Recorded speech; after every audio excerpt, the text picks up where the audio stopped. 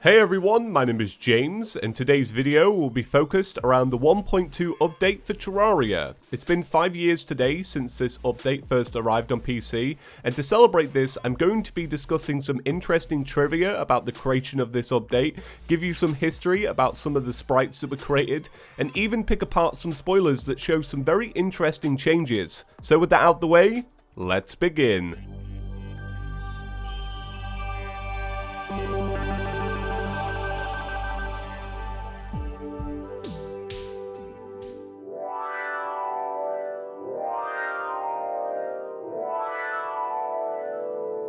The story of Terraria 1.2 all begins in February of 2012 with the cancellation of Terraria. The creator of Terraria, Andrew Spinks, let fans know via a text post on the community forums that it was time for him to move on from the project. At this point in Terraria's history, the game had sold a little over 1 million copies and had just received its biggest update yet, which was given the title of the 1.1 update. Now, I've actually covered this story in more depth in another video, and I'll leave an annotation in the upper right hand side of the video if you want to learn more. But it's an important piece of information in understanding just how massive the 1.2 update was for the community. At this point, everyone thought they would never see a Terraria update ever again, and people would definitely have to wait some time, but it would all be worth it.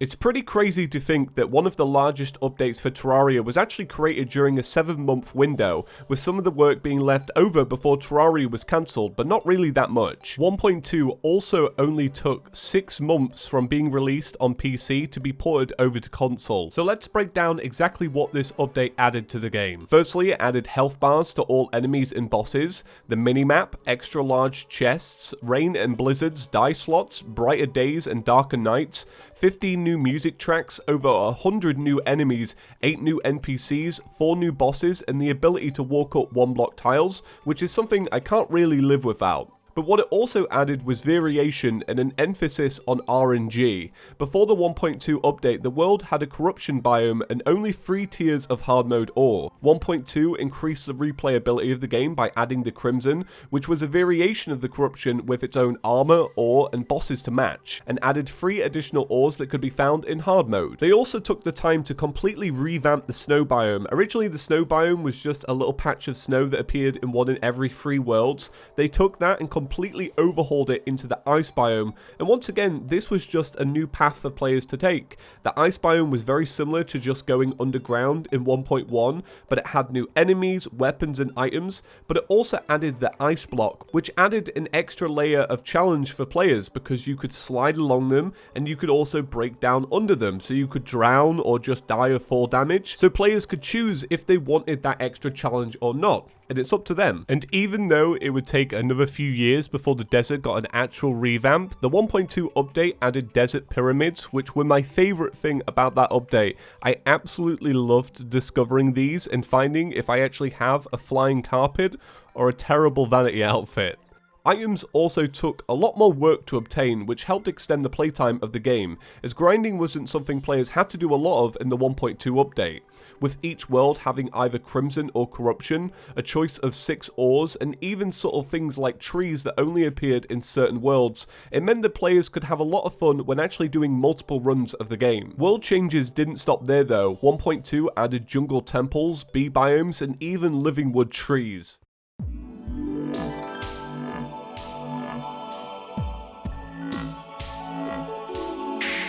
So, quick bit of trivia here. When comparing 2 spoilers for the 1.2 update, you can actually tell at which point they added living wood trees to the game. They often use the same house in spoilers, so in one photo you can see these really awesome gold ivy chests that never made it into the game, and then a few days later you can see that they were changed to the ones that are now inside the living wood trees.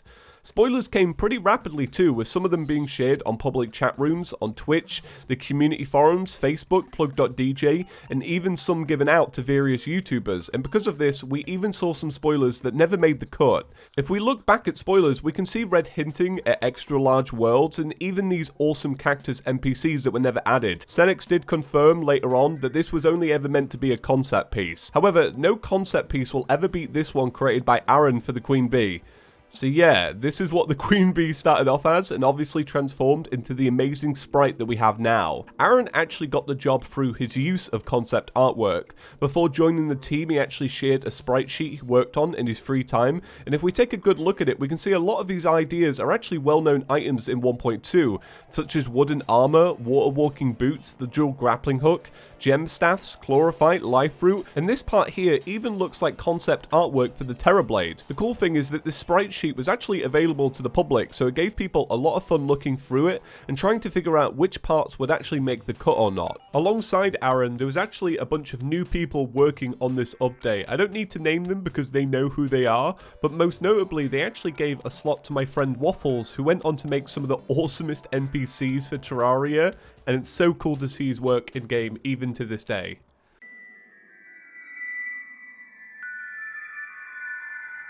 One of the things I think 1.2 doesn't get enough credit for is its revamp of both the dungeon and the jungle. Before the 1.2 update, both of these areas didn't serve a purpose after the first 2 hours of gameplay, and nothing really scaled to match the player's strength. This all changed in 1.2 though, as both areas got a massive hard mode overhaul that gave them new enemies, weapons, and crafting materials, and even boss fights. The jungle was given the most love here, as players could return for the Queen Bee fight, then leave, return for Plantera, leave, and then return again at the very end of the game to face off against Golem, which was actually the final boss the game had to offer. Golem was a pretty tough boss back then, and it seems to have been scaled back slightly, but I think the boss that left the most impressions on people was Plantera, who was actually teased using this blacked out image, which is a type of spoiler we don't really see anymore. Plantera has become a pretty iconic boss due to its difficulty spike and really unique design, and the name actually comes from the heavy metal band Pantera, which is Cenx's favourite band, but we'll talk more about Cenx later in today's video.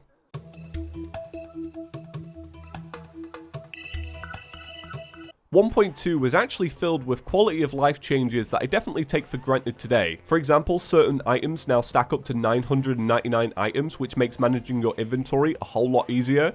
You can now hammer blocks to create slopes, allowing for really interesting builds. The update added in early game weapons and armors for mages, and players no longer take double damage in PvP. And that was also something 1.2 helped push along by adding the Capture the Gem mode, which was actually created by a bunch of YouTubers called Odyssey Games. Terraria also swapped to a system that only loaded assets when you actually needed them, which drastically helped the game run by reducing the amount of RAM that was needed to play.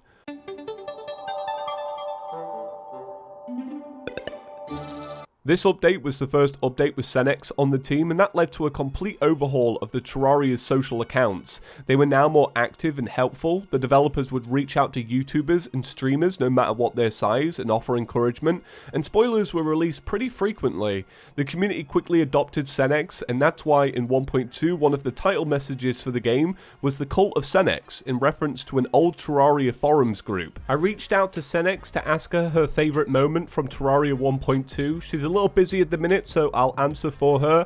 I'm pretty certain she would say adding the orange torch. That was definitely a highlight. 1.2 was a commercial success when it dropped on September 30th, 2013, and really helped people like myself go on to create content for many years to come. It set the standard for how large a Terraria update could be, and how interactive Relogic would become with its community. So now that the history and trivia is out the way, I wanted to end today's video with some personal thoughts about the update. I've been playing it now for the past week, and I have to say, I really enjoy this update. It definitely holds up. I really like going back and seeing all of the nostalgic underground buildings and actually fighting some of the bosses with the difficulty scaling that they were originally meant to have. Obviously now everything is scaled to expert mode and to normal mode, and it's all different now because of potions and fishing and stuff like that. So I had a really good time just going back and fighting some classic bosses.